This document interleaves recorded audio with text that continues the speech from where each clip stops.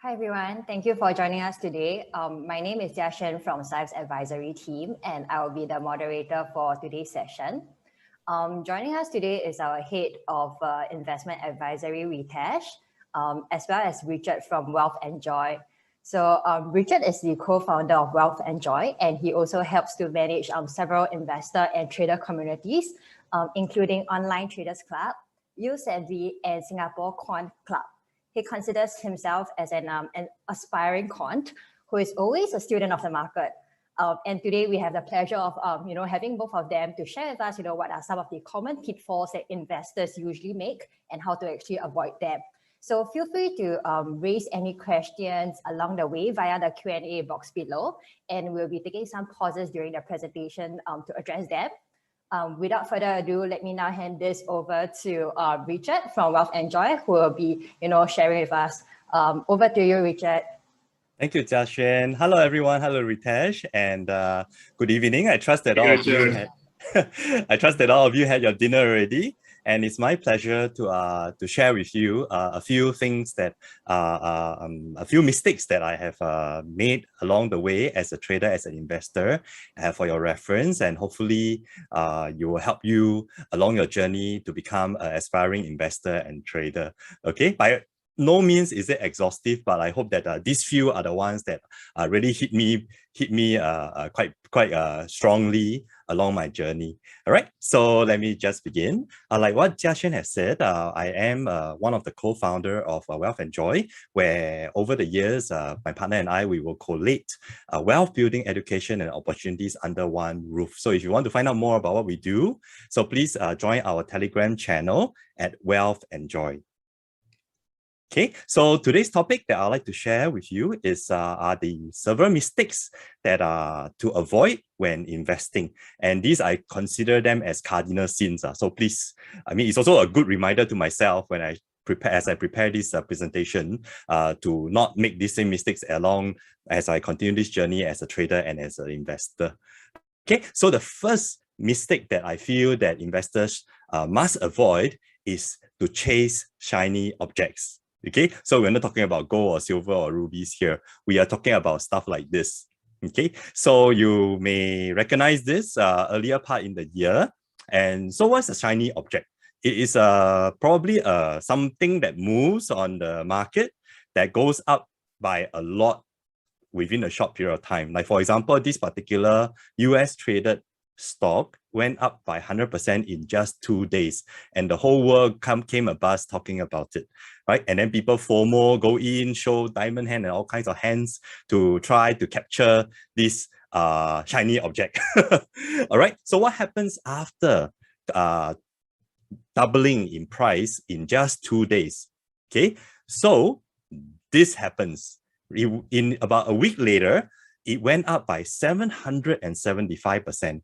This shiny object has gone to the moon. All right, so it makes that 100% earlier dwarfed in comparison.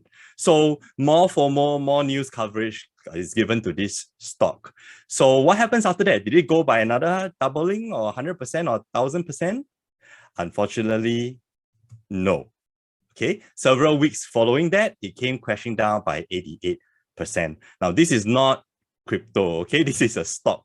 So what am I talking about here is, okay.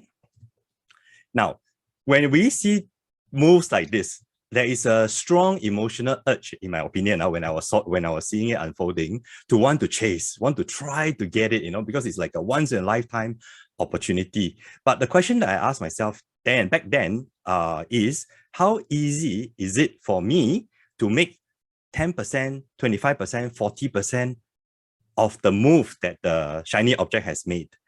How about capturing another 100%, 400%, or 900% of that move?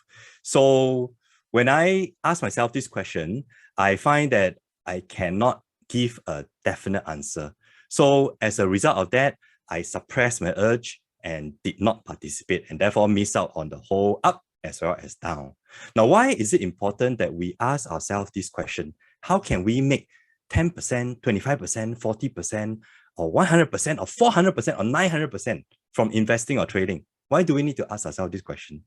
because we need to compare how easy it is to make it so that we can appreciate this next slide that I'll share with you. Okay, with this next slide, this table is what I like to call the loss recovery table. Now, to try to capture the greed of the upside of any moves is always very nice. But to suffer and go through the drawdown or the losses is not so nice, right? So when I look back at my trading and investing journey, there are times when my portfolio has dropped. There are times where certain trades have gone bad. So that is what we call by drawdown or loss, right? From a peak to the trough of your equity curve. So do you know how much you need to make back when you have a 10% loss in your portfolio? So I know we are not interacting here yet. So let's just throw out some numbers here. Very simply, if we have a 10% loss in our portfolio, we need to make 11% to go back to zero, go back to square one. Now, it doesn't sound that difficult because it's like one-to-one. Oftentimes in trading, we are going for one-to-one, at least one-to-one win reward ratio, right? So it's not so difficult to earn it back. Now, if we have a 20% loss in our portfolio, we will need to earn back 25% in order to break even, go back to square one, right? So it's tougher, but it's still achievable. However, when our loss in our portfolio goes down to 30%, the number is not so simple already. We need to earn 43% back in order to go back to zero. Now, if you look at your trading or your investing career or your journey, how are you going to make back 10%, 11%, 25%, or 45% if you sustain a 10, 20, 30% loss in your portfolio, right? So that's a very important question I was asking myself. So as we go down the numbers, you'll see that if we have a 40% loss in our portfolio, we need to make back 67%. And if we suffer half, if our portfolio is half, we need to make back double what we have left in order to go back to zero. Now, how many opportunities and trades do you know of that can bring your portfolio back to double your portfolio by 100%? It's actually very, very tough. Okay, from my experience. If you know better way, safer way, but please let me know. So let's say if our portfolio were to go down even further, 60% or 70%, the numbers are getting kind of high already. It's very difficult, okay, to achieve this kind of a return. Even Warren Buffett is not getting this kind of return. He is probably getting like 25% kind of return over a long term, right? So that is achievable. But to get 100%, 150%, 200% return, it is very, very difficult. The kind of risk that you probably need to take will be a lot higher. So if we ever suffer a 80% or 90% loss in our portfolio, wow, it's harder than getting to the moon already. We need to make back 400% or even 900% in order to get back to zero. Not even talking about profit. So I always put this table in front of me to remind myself, whatever shiny object that I see, how much risk do I need to take? How much loss is it likely it might cost me? And if the potential loss is very high, I will look at the green column and say, I can't achieve that kind of numbers in normal trading and investing, so I better not touch. So that's how I stop myself from chasing shiny objects. All right. So coming back to this shiny object that I was talking about, it had over a span of, this is like almost 1 month. This saga lasted almost a month. There is a 80. Now, for those who are chasing this shiny object up to the highest peak, has suffered an 88% loss. Okay. So how much do you think they need to make back in order to go back to zero, right? The table is put there. The model answer is there already. They need to make back at least 400%, 4 times. Now, is it easy for typical retail traders to do that? Even the professionals are not able to achieve that. So if there is no fundamental good reasons for this shiny object to make that kind of gains, and if you do not have a way to earn that kind of returns like 400%, 900%, then my suggestion is that we don't touch these shiny objects. Okay, just my opinion. All right, so let me move on. So that shiny object is none other than GameStop. So if you have not heard of this stock, please Google it and you can read all about this saga that happened in the past, in that month, earlier part this year. Now, are there other shiny objects in the market? The answer is yes. There is another one called AMC. So if you Google that, you also find out what happened to them in terms of the stock price up as well as down. And the next one needs no introduction, right? This cute little dog, and of course the billionaire behind carrying him up. And this is also another shiny object that those people who believe in crypto and also believe in Elon Musk may have chased. And it was really tempting, really very, very tempting. But I've decided to sit it out as well. And of course, miss out on the gains as well as the potential loss. All right, so these are the shiny objects. Okay, so I hope that this loss recovery table is something that you can take a screenshot of or revisit this video so that whenever there's a shiny object that come across your table, you look at this and see whether you want to take the risk or not. Okay. So the next mistake that I felt that investors should avoid is that they did not diversify enough. Okay, so what do I mean by that? Now, since young, we have always learned this saying that says, what is this? A basket of eggs, right? So we should not put all our eggs in one basket. So this goes for investing and trading as well. So what do I mean by that? Now, the next slide, you're going to see some names that probably are familiar to you. Some are local, some are international. Now, all these are big names, once upon a time shining stars in their own respective domains. However, if we look at the stock price, then it may tell a very different story. If you put all your eggs in one of these companies, then, or several of these companies, then I guess all the eggs are in one basket. All right, so let's take a quick look. For Enron, what happened is that the stock have lost 100%. Okay, so when a stock lost 100%, how is an investor going to recover? I have no idea. Basically, cannot recover. Next stock is Citigroup. So we know Citibank and is licensed and all, but it has a history that was quite scary if you look at the price chart, right? So it has went up and then it has lost 85%. And until now, since 2008, it has not recovered. That's like what, 12 years coming to, yeah. So next is Wirecard. Now you may see this on your receipt worldwide. They process credit card payments and their stock price just have lost by 99%. How to recover, I also don't know. Basically dropped from $191 to 39 cents now. Next one is a local brand, Hyflux, infrastructure company in Singapore. At its peak, it was at 283. And now it's at 21 cents. So it's a 92% loss. Okay, how can an infrastructure water company suffer this kind of losses? I'm not privy to the information, but when we look at these losses, we have to remind ourselves about diversification. Okay, so again, bringing up the loss recovery table, just now the examples I've shared with you have suffered more than 80% to 90% losses. So in order for an investor to recover go back to zero, they had to make 400% to 900%. I think that is a very, very difficult thing to do. Right? So what is the lesson here we can learn is that we must diversify. So how exactly do we do that? Right? So to me, we need to form a football team. Okay? So we need to form a football team consisting of players of different strengths and different weaknesses. Is it going to be a winning team? I don't know, but we'll do our best. Okay? So how do I form, what is an example to form this football team?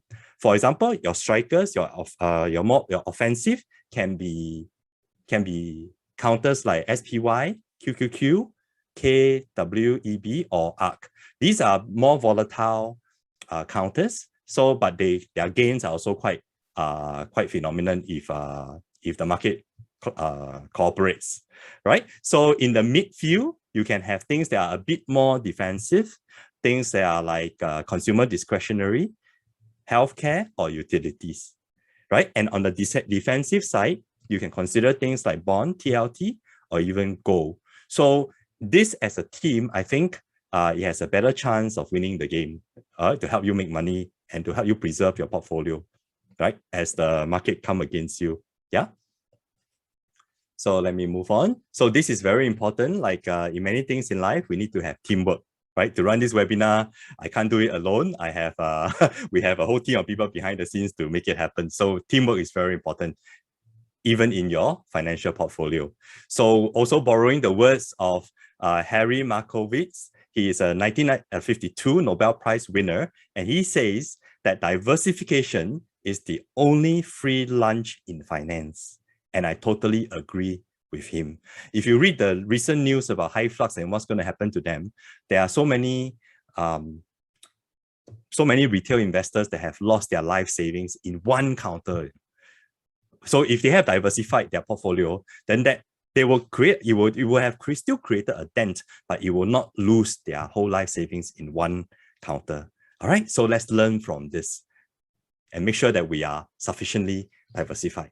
So the third mistakes that I noticed I have made myself down through the years and also observe it among many of my friends is that we did not have a plan. Now, a plan is very, very important. Now, I believe that some of us who have traveled, we wouldn't travel to a foreign country for a tour without an itinerary, right? I mean, okay, some people may do that, but most people will not. They will plan in great detail, where to stay, where to go, every tiny detail, the subway of Japan and all things like this. But when it comes to finance, they just read an article or hearsay some tips and then they just go already. So I find that that's not the correct way of doing things, right? So in finance, I think it's very important. Now, losing money is very easy. Making money is very difficult, okay? So we must have a plan. So in trading or investing, we must know what is the counter we are buying, why we are buying it, the entry price, and the exit price, such as the cut loss or take profit, right? Or you want to trail your profit, also can. But at least you have a plan. Does it mean that the plan cannot change? No, it may change depending on the development of the market, but at least you start off having a plan and proper position sizing. That is for investing and trading, right? So also, if you plan to use third-party service providers, you also need to have a plan on how do you want to approach it. Okay, so this having a plan, it encompasses every sense of this word. As the saying goes, if we fail to plan, we plan to fail. So I will also remind myself of this so that whenever anything comes along the way that looks really interesting, I must make sure that I embark it with a plan. All right. So with that, I feel that these three mistakes are the top three, my big three that retail investors should avoid. And they are chasing shiny objects, they did not diversify enough, or they did not have a plan. Okay, so how do we overcome these three mistakes? Very simply, we need to ask better questions. So we can transform each of those mistakes into a better question. Then we ask ourselves, whenever something comes into our table, then we'll ask ourselves whether is this a shiny object, and am I going to chase it? Right? And then we'll look at our portfolio now. You can look at your portfolio now and ask yourself, are you diversified enough? If any one of the counters or strategies were to get hit, are you having a catastrophic loss, or is it just a dent that you can recover from, right? By looking at the loss recovery table.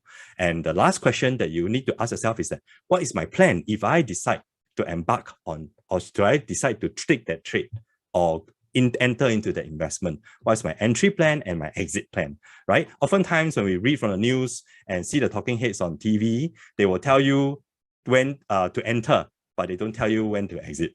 That's a common problem I find. Yeah. So and there's no reason for them to tell you, right? Because you don't give them you don't pay them. They are not your service provider. So we owe it to ourselves to make sure that we have our own plan whenever we enter into any trade or investments. Okay, so the key here is the way to overcome mistakes is to ask better questions. So the next better question that I'd like to ask, that I feel that we should ask ourselves is, how can we get started fast with less stress? I think this is the ideal, right? So we begin with the end in mind. How can we get started fast? So in my opinion, I would like to share with you what I did. so that I can get started fast. Now, I've been trying to do my own investing and trading for many years, learning from many, many trainers, strategies, you name it. So, but it's still a very scary process if you need to start putting in real money and putting it in a sizable amount. So how can we overcome all these stress when you want to do investment or trading? Okay, so let me share with you how I overcome it. The first first thing that I tell myself is start with a chicken amount. So what do I mean by chicken amount? That means it's an amount that make you a chicken. It's so small that you won't be afraid to take that step, because procrastination and not investing is one of the worst things that can happen, because then you don't get the gain at all, right? So start off with an amount that you are comfortable with and just start so that you are in the market. Okay, instead of having to analyze so many things, thinking that you're going to put your whole life savings into it, because you're not. You're just going to start with a chicken amount. So the second tip that I'd like to share with you is this saying that says time in the market is more important than timing the market. Now, for those of you who are in my community, you will know that I have done a webinar with Ritesh back in November 2020. And then I have started my Syfe investing back then. And later on, I'll share with you the performance of my portfolio with Syfe. And that is time in the market. After I opened the account, I put in the money, and I basically didn't have to do anything at all. And yet, Syfe is, okay, short of a better word, working for me, right? And I really appreciate the team behind Syfe to do that for the retail investors here in Singapore as well as worldwide. So instead of trying to time the market, just stay in the market so that you can get the gains instead of trying to time the market. So the third tip that I like to share with you is to let the expert do it, right? So if whenever we want to see doctor, we want to see preferably the best that we can afford, right? So likewise, when we do our finances, if are we the best person to execute the trade or the strategy? If we are not, there are two things we can do. We can learn how to do it, or we can find good people to do it for us. So if you're not the best person to do it, if you're not the expert, then find the expert that can do it. And there are many out there in the world, and Syfe is one of them. Okay, so because that's easier, yeah. So in my webinars, I also usually share this slide where I say that there are two paths to wealth. There's a DIY path, which is an active path where you are behind the wheel, driving the car to get you to your financial goals. So of course, you need to pass a license and get your experience, and then put in the effort to learn how to drive the car. Or you can also take the DFY way, which is the passive way to reach your destination, your financial goals, right? So your aim is to reach your financial goal. Whether you get there by driving yourself or someone drove you there, it doesn't really matter, isn't it? So is there one better than the other? In my opinion, no. Both are equally doable. And in the traditional days, for typical retail investor, we will probably need to do it ourselves because nobody want to do it for us because our AUM is so low, right? But with technology, with fintech like Syfe, DFY has now become very accessible to retail investors, and I love it, at a very, very low fees. So we can both be drivers as well as passenger now. So we can do both. Okay. So with that, I have end my sharing about the mistakes that retail investors should avoid. And I also share with you 3 tips on how to overcome the mistakes. Okay. So in my next segment, I'd like to share with you my portfolio that I have with Syfe. I did exactly what I shared with you, which is to start with a chicken amount. So I start something small so that I don't procrastinate and overanalyze and overthink the whole process. Is actually very simple. With people in Singapore, you use my info and you can onboard yourself in a matter of minutes or hours. And then I also take advantage of time in the market instead of trying to time the market. After the webinar with Syfe last year, I just start off and I decide to let them, the expert, to do it. And now I will share with you the portfolio. Okay, so I just want to have a quick disclaimer here. Past performance is not indicative of future performance, and you should seek professional advice before investing. And Syfe can provide you the advice if you need, because they are MAS licensed. Okay, so my Syfe soccer team is here. Okay, so over time they have grown their offerings to, in my opinion, allow us to construct the defensive, the offensive, as well as the midfielders in the person's financial soccer team. So the way I do it is that I use core growth and equity 100 to be on the offensive side. Of course, the volatility is higher, the drawdowns are higher, but the gains are also higher. Now, for the defensive side, I use a core defensive as well as REIT plus and cash plus, so that if I need to move the amounts up to defensive to the midfield or the offensive, I can do that easily because the money is already with Syfe. So in the midfield, I use core balance as well as global ARI. Now, this may or may not apply to you. This is just my portfolio and the way that I do it. So you can do it in whatever way you like. Okay, but please don't do all in just one side. Don't have all offensive or all defensive, because when the market turns or makes certain moves, your portfolio can be quite wobbly. So try to form a more balanced portfolio. All right. So what are the performance? So for my Syfe core have three different ones. This is the core defensive. Since I started in March, because it's a new product that they launched more recently, it has went up by 2.76%. You can see the roller coaster ride on the chart since March for core defensive.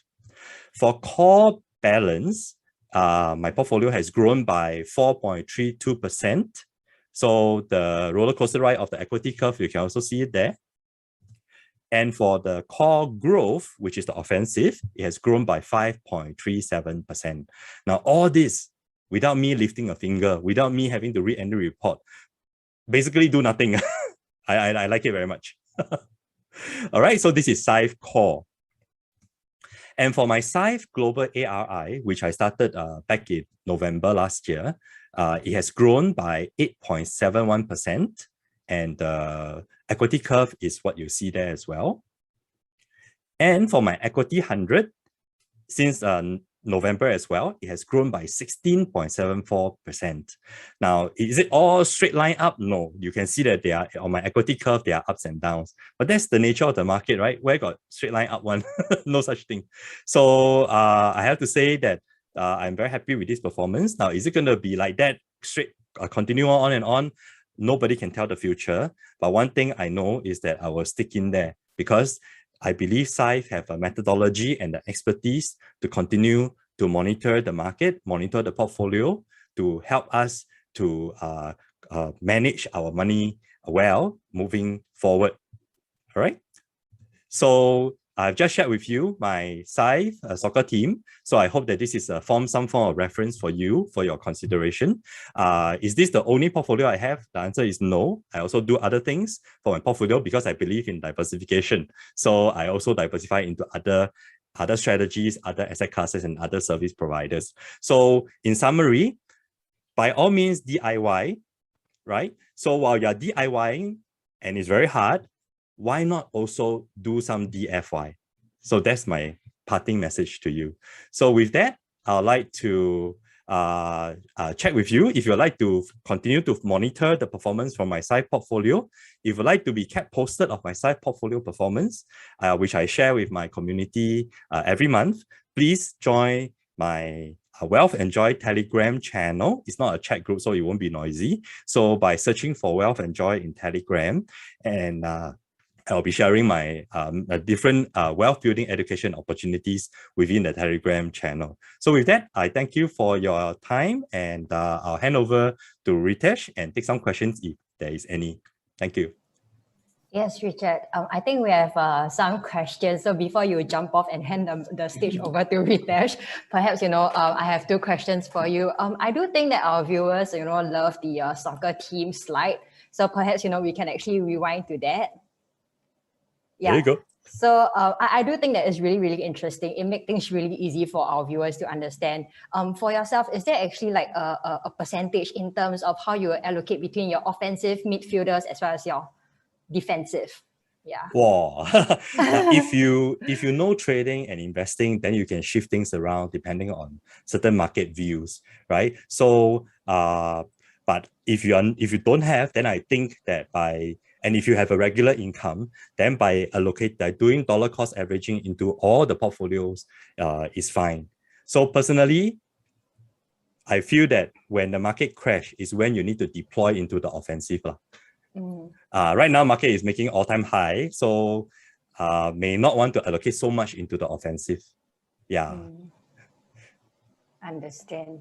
And maybe we can also take a look at the loss recovery table. I think there were a couple of questions around that. Sure. Yeah. So with regards to the loss recovery, right? For yourself, you mentioned that looking at if the drawdown becomes larger, the more you actually have to make back to break even. So for yourself, is there any psychological level until this level you will want to cut loss, for example? Yeah. Okay. Generally speaking, if the investment amount is sizable, from I would say 20 to 30% is the max that a person should go. In fact, 20, yeah, correct. So if you're just betting a very small amount, then it doesn't matter, because that amount, even if you lose 100%, is not going to make you suffer in your everyday life, right? But if it's your life savings, it's your retirement funds, then I think the first two rows, I would say, is the max you should go, because to recover from there is still, within reach. Yeah, to go from the third row, fourth row onwards is very difficult. Yeah, I do agree on that. And I guess just to add on, last year was pretty interesting, right? If you just consider the COVID period of 2020, from February through March, right? If you consider even a broad-based index such as S&P 500, S&P 500 dropped by 34% from February to March, right? 34%. So essentially you needed a 50% recovery to go back to even, according to this, drawdown chart. And what that means is, these are typically the times where most of us panic, right? Once the markets are starting to lose 5%, 10%, I think right now when you're just seeing an upward trend, people are like, yes, I can bear a 20% loss, 30% loss. But when it actually happens, that's when we, see how people behave. And the observance that we, had at Syfe as well was people were running through the door as, the markets were coming off. And actually, that's the worst thing to do.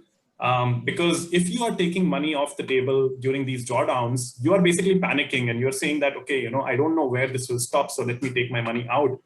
But I think where people lose the battle is, the fact that then they wait for the market to recover. But by the time they're able to get in, the market has already recovered. That does not, wait for you. So it's very hard to time the bottom. And again, I think that goes back to the point that Richard was mentioning earlier. It's basically time in the market, then timing the market. And what that means is, essentially, if you don't think or you don't have the capacity to bear a 20, 30% drawdown, don't invest in those kind of portfolios, right? Make a solid foundation such that your portfolio drawdowns are limited to the threshold beyond which you will panic, right? So don't even, let it reach that panic button, right? And that will help you, make sure you ride through these ups and downs of the market in a much smoother manner. Because as again, Richard was mentioning, it is actually the end point that matters, right? You need to reach the goal. It is not that, how you sort of reach. I think how you reach is actually also important in the sense that, do you want a smoother ride there or do you want a volatile ride? If you are taking the volatile path to that journey, probably you might, end up chickening out, right? And that's, I think, the, pitfall of having those kind of, journeys attached to yourself. So do you want that much, pain for yourself? Do you want to have sleepless nights? Do you want to track the market on a day-to-day basis? Those are questions that you need to ask yourself.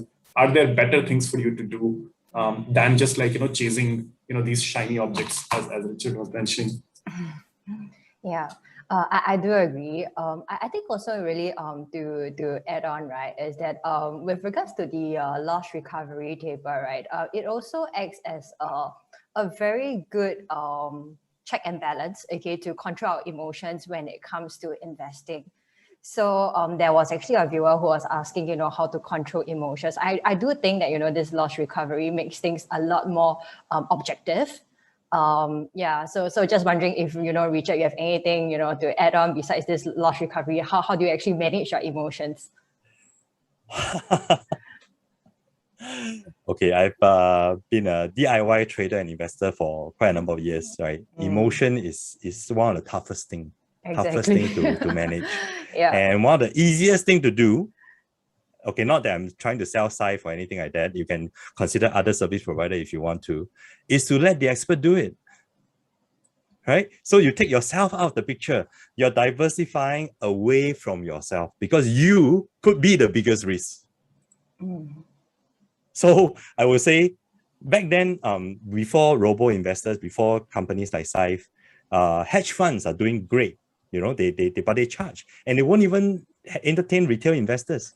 But thanks to technology, thanks to companies like Syfe, retail investors like us can go in with chicken amounts just to get our feet wet, right? And then as we get more comfortable, as we understand the whole process more, then as we get more income from a job or business, then we can grow it through DCA or annual contribution, and let the expert do it. Diversify away from yourself because you are not the expert.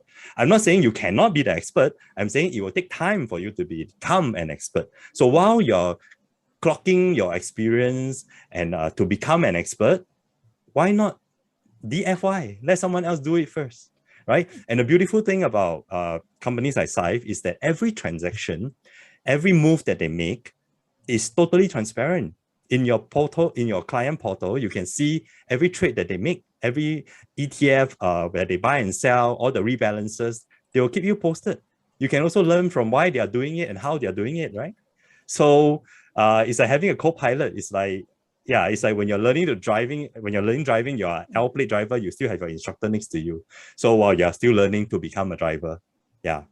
So I think one of the ways that people can do now, retail investors can do now, is to do DFY because it has come to a level where retail investors can participate in that at a very low fees. Later on, I think you can, Ritesh will share with you how much Syfe charges. It's ridiculous. Sorry, not ridiculous. Right?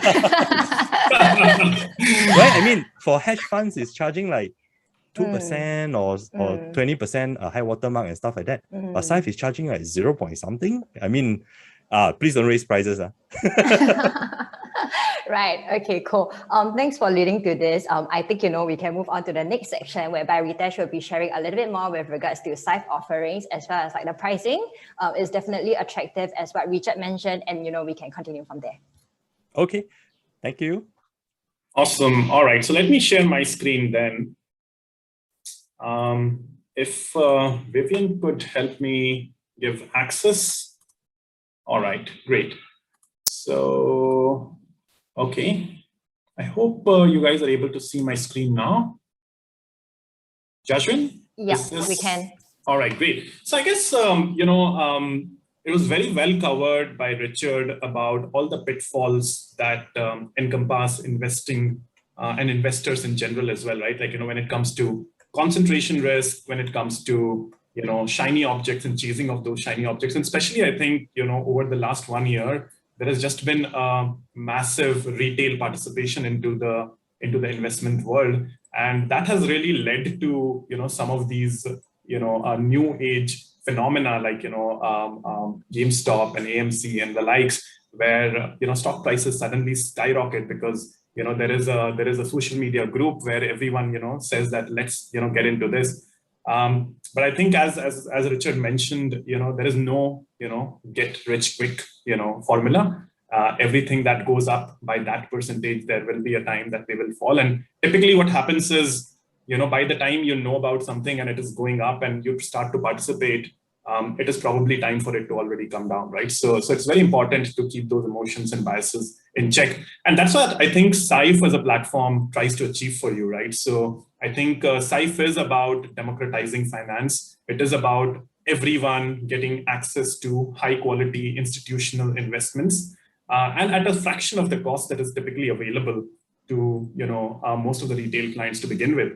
I mean, even right now, when you go to like a big bank, you go to a financial advisory firm, they will typically ask you, entry fee, exit fee. They will, have a, management fee, which is like 1 to 2%. They will typically, put you into strategies which are either, say, underlying products are very high management fee and they get kickbacks from them, or there are, insurance products and all where, again, it is more about, getting commissions rather than trying to solve your problem. So I guess, that combined with the fact that there has just been an explosion of options available in the market where, if you want to do something, there are just so many things available. It is actually already very confusing where to get started. And I think that's where a lot of people are not able to move forward. They know, like most of us know, that we need to do something about our money, and money lying in the bank is definitely losing money.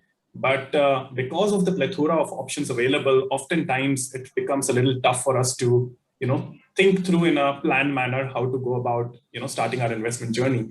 So I guess, like, Syfe as a platform, we are a digital wealth manager. What that means is we are digital first. We build our products to scale. We use passive investment strategies in terms of building blocks. So we only use ETFs in our portfolios so that, from a cost standpoint, they are kept minimal. What we have found by doing research and, data that has been, available for everyone to see is that 90% of active managers, they end up underperforming the relevant indices or the benchmarks that they're trying to beat over the long term. So our philosophy is that why do you want to, sort of pay for actively managed strategies when you can achieve the same or better using passively managed ETFs, for example. So I think overall, the idea of Syfe is really to democratize investments for everyone, give you access to high quality, investment portfolios, and at the same time, help you invest in a very goal-oriented, planned manner as well, right? Like that's what I think is missing right now when you're thinking about investing, but you don't know where to get started. Now, quick peek into our history and team. Syfe was started off in 2017. So we are a local Singapore headquartered company. We got our license, which is called a CMS license from MAS. So MAS is a local Singapore regulatory body. This is an extremely stringent license to get, something that is given only to people who have previously managed money for I think big institutions, and that is something that you can see as part of our team structure and all as well. Very high pedigree in terms of who these people are, as well as like the experience that they have working in big banks, hedge funds, and also academia, right? Like for example, Dhruv was a portfolio trader at UBS. Richard, he's a 30+ year veteran in the financial services industry. He's also previously, adjunct professor of portfolio management and risk at NUS Business School. So he sort of combines, the academia with the professional world, and he's done that for decades and decades, right? And Akiko, who is our, a rocket scientist, in my opinion. So she is PhD, and she's the actual quant behind all our strategies. And again, like, other folks as well, like, Sebastian, Lawrence, myself, who come with like different kind of experiences, and each of them, help us build strategies that can help our investors invest in a more goal-oriented manner and all. Now, in terms of just to give you a little bit better perspective about our license, we have a retail fund management license. This license basically means that there are very stringent procedures that are put in place when it comes to the Monetary Authority of Singapore in terms of how we manage your money, right? And when you're looking at the retail fund management license, it allows us to manage money for retail as well as institutional clients. So it's a broad umbrella of clients that we can manage money for. And usually, the regulatory body is very, very strict when it comes to managing retail money, right? Like, because essentially they would be very, very, conscious if an average person on the street loses money versus like a, person who's already very high net worth, they losing a fraction of their wealth, right? Because most of the people, they have, earnings that is, on a month-to-month basis. And if you lose a significant chunk, it can be quite strenuous. How does that, get taken care of? As part of the license, we are required to keep client assets and client monies completely separate from Syfe's own money and our own assets. So when you transfer funds to us, they are kept in, first they go into a DBS trust account. And from there on, when we buy securities on your behalf, those securities are held in custody with Citibank and HSBC. And our own assets and funds are kept completely separate in a completely different bank account. And what that essentially means is, in a worst case scenario, like God forbid, something happens to Syfe as a company, because of this structure, we will be required by law to, make sure that we give all clients all their assets in full and redeem them in full as well, right? Because we are not allowed to touch client assets. We are only allowed to use client assets to buy and sell securities on their behalf, right? So it's a very, very important aspect to note that, because of this license, your monies and your assets are kept safeguarded with us. Now, quickly coming on to the portfolio offerings, I think what is more important here is not just the actual implementations, but the thought process of how we think about, constructing our portfolios. And to that extent, essentially, if you think about money, roughly you can bucket your money into 3 different segments. Money that you want to keep safe and sound, that is your liquid savings account, right? Typically, you keep that money in your bank. You want it to be, super safe. You don't want to take any risk with it. But at the same time, you want to maximize the interest that you, generate on that cash, right? Because this is money, that's just sitting idle. So typically emergency funds and the likes, or, something, a very short-term goal that need to be addressed, such as, say you want to purchase a house and there is a down payment to be made in 6 months, you would potentially not want to take too much risk with that kind of money. So that's where I think, typically the savings aspect of your money comes into play.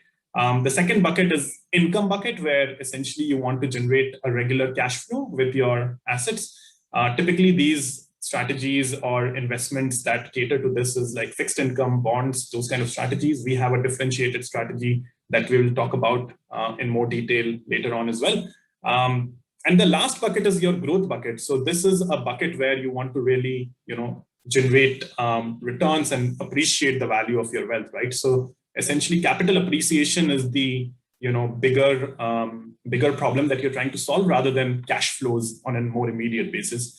And typically, these long-term, this particular growth bucket caters to some of the long-term goals that you have.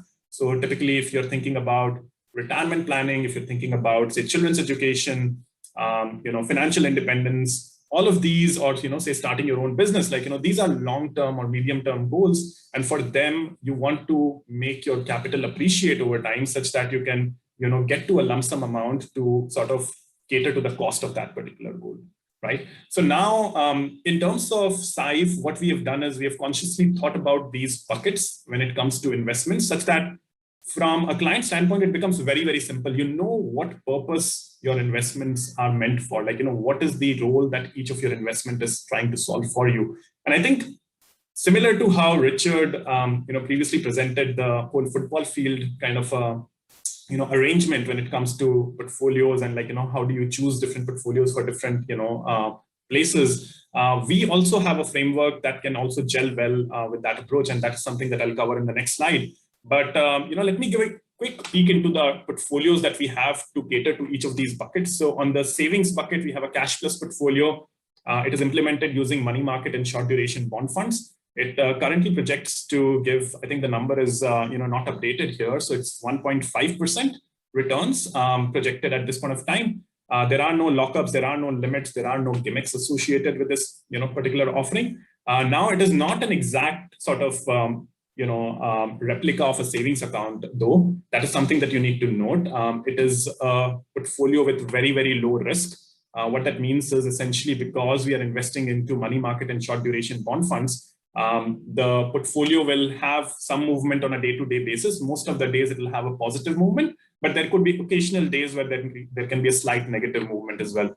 But essentially, if you are ready to keep your cash for at least 1 month, that's the way I think about our cash plus portfolio. If you have a time horizon of at least 1 month plus, that's where I think the cash plus portfolio will give you a much better return than money sitting in the bank, because the bank interest rates are at all-time lows right now, and keeping too much cash sitting in the bank will essentially erode your capital per se, right? So definitely something for you to consider. Maybe part of your emergency funds, maybe part of the upcoming house purchase that you're planning to do, or even if you want to allocate funds to our other investment portfolios, but you don't want to, put it all at one go, you can do recurring transfer from this cash portfolio to all the other portfolios at no extra cost, right? So, again, this is a free portfolio that we offer to our clients. So definitely give it a try. It's a portfolio, I think, that has worked very well for a lot of our clients. Coming to the income bucket, we have not implemented a pure income portfolio. We have implemented a portfolio which gives you a sort of a combination of income and growth. So REITs is our, REIT Plus is a portfolio which basically combines, the aspects of income and growth. The reason it is able to do that is because fundamentally REITs are structured such that 90% of their income are required to be given away as dividends to shareholders. And what that means is you generate a very high dividend yield of 4.5% through your REIT investments. And also REITs are listed on the stock exchange. So they have attributes of both fixed income as well as stocks because they're listed on the stock exchange. And because of that, their price do fluctuate over time. And over time, as the economy grows, as real estate prices grow, the REITs are expected to generate you return, not just in terms of dividend yield, but also in capital appreciation. So I think this is an extremely popular portfolio on our platform as well. And this is relevant for both younger as well as older investors. Younger investors tend to reinvest their dividend back to the portfolio and use it as an actual growth portfolio. And older investors, they tend to use it more as an income portfolio without having to draw down from their principal per se, right? So they will take out the dividends and let the principal grow at a smaller pace per se. So that's, I think, the REITs portfolio and the job that it is supposed to do. The last bucket is your growth bucket. And as I covered earlier, if you have medium long-term goals, you typically need an equity-based strategy because equities are the asset class that helps you grow your capital. Now, within the growth bucket, I think what is more important for you to think about is time horizon and your personal risk appetite. I think these are things that, again, Richard covered very well when it comes to drawdown risks and stuff like that. You need to understand where your drawdown, threshold is, and then accordingly choose a portfolio that can, sort of remain within that threshold per se, right? So in our case, we have, our core portfolios, which is from defensive, balanced, growth, and then we have an equity 100 portfolio. And the risk basically increases as you go from left to right. The core portfolios are a mix of equity, bond, and gold. So, fairly diversified across asset classes, across geography, across sectors. Defensive is 20% equity. So, predominantly bond and gold heavy. So, very, very conservative in nature. Balanced is 40% equity. So somewhere in the middle, as again, Richard was covering from his football field kind of depiction. Defensive will be, at the back, balanced will be somewhere in the middle. Growth will be from middle to, forward as well. So growth is 70% equity. And then equity 100 is 100% equity portfolio, right? Now, I mean, I do have some numbers in terms of these portfolios when it comes to drawdown risk. Defensive portfolio, if I'm not mistaken, last year, or, when you think about, max drawdown, defensive portfolio is roughly around 9% drawdown risk. Balanced is around 13% drawdown risk. Growth is around 19% drawdown risk. And, equity 100 can be anywhere between 25 to 30% drawdown risk, right? Because, again, this is a pure equity portfolio. And so it will be a little bit more volatile from that standpoint.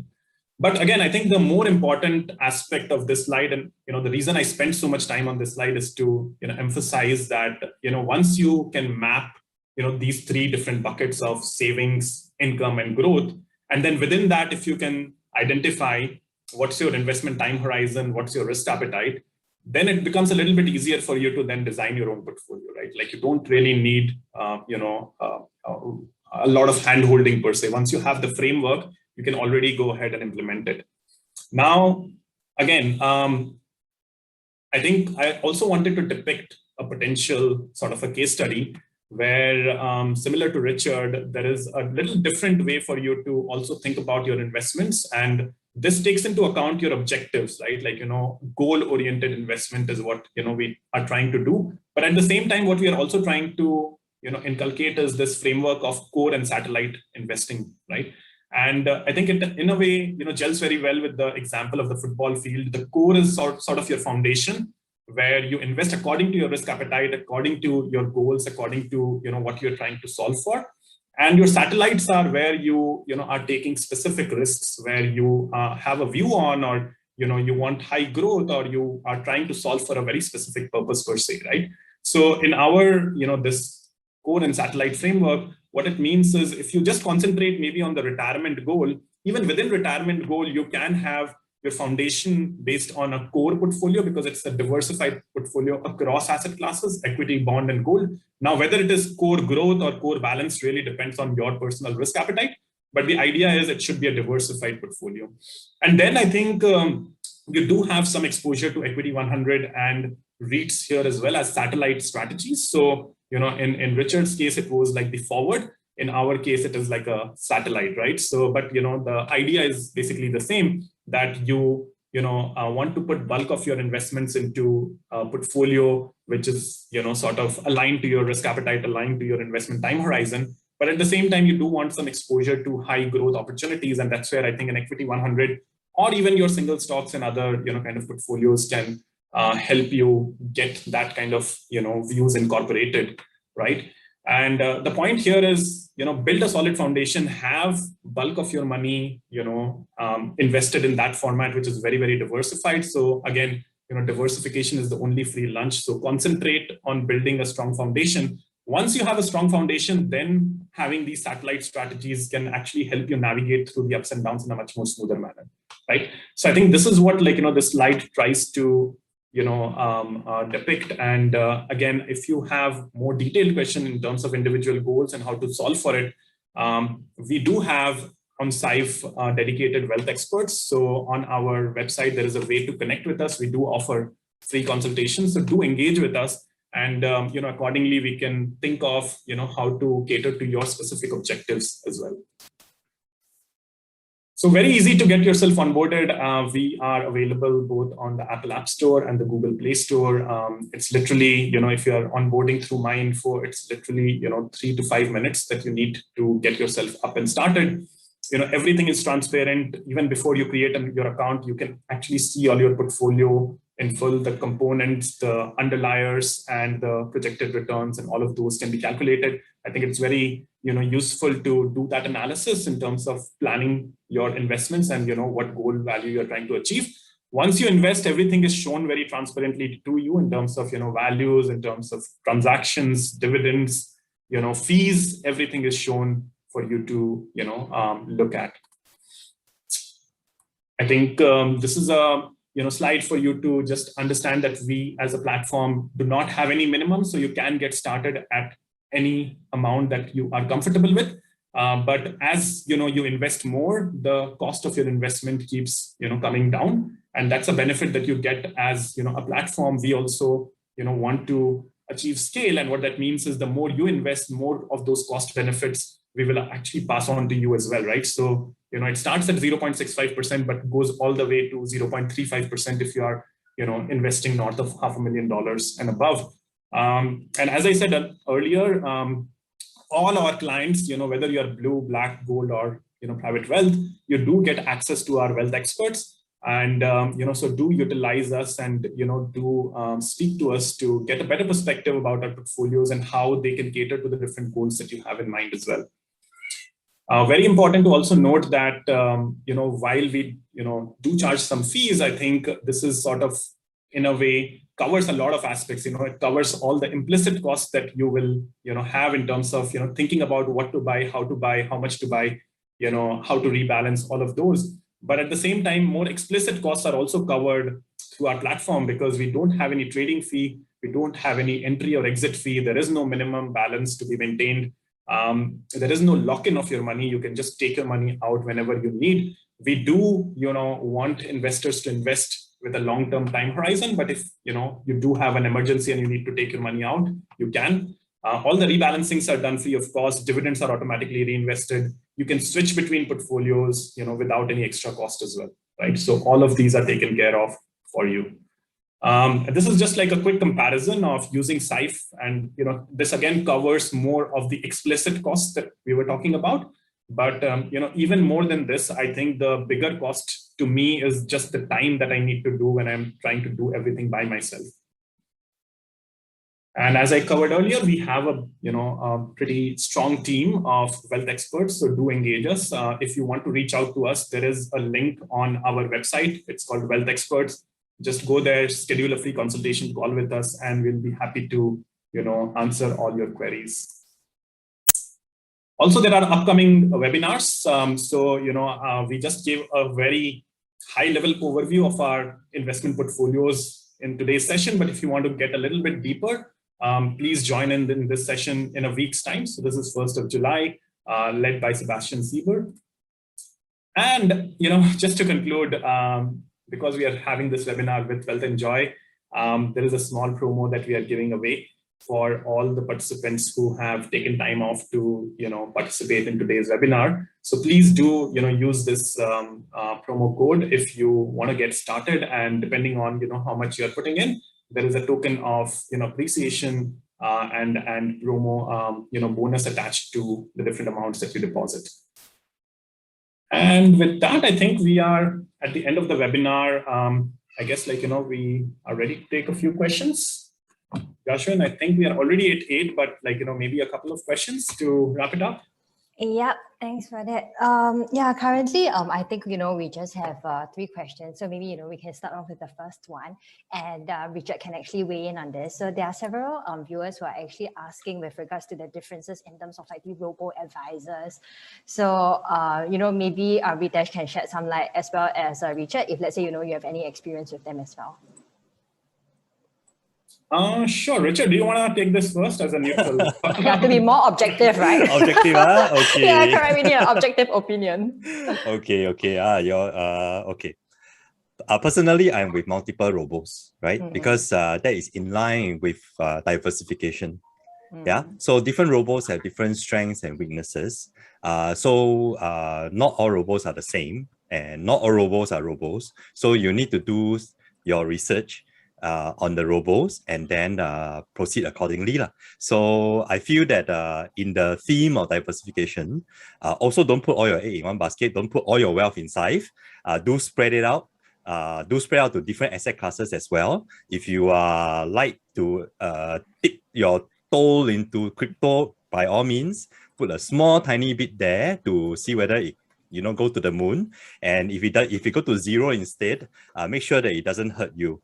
All right, or hurt you badly. So different asset classes can be also in properties or other things, So yeah, so I'm okay to diversify into multiple robos, and I'm doing that.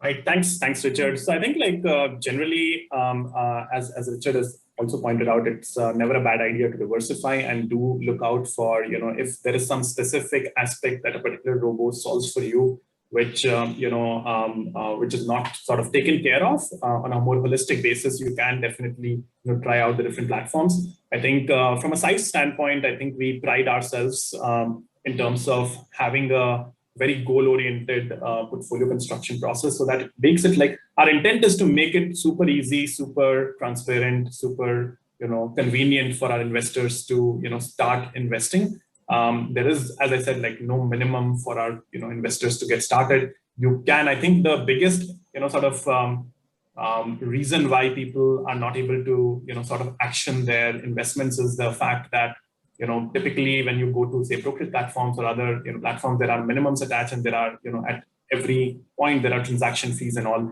So I think we pride ourselves in having very transparent fee structures, and the fact that we don't have any minimum, even if you say have a monthly contribution, and if you're someone who's just started working, it's never a bad idea to just keep investing your small bits and pieces, because every dollar counts in the long run. So I think the bigger aspect to think about is, start investing early rather than waiting. So that's the important aspect that we try to solve for.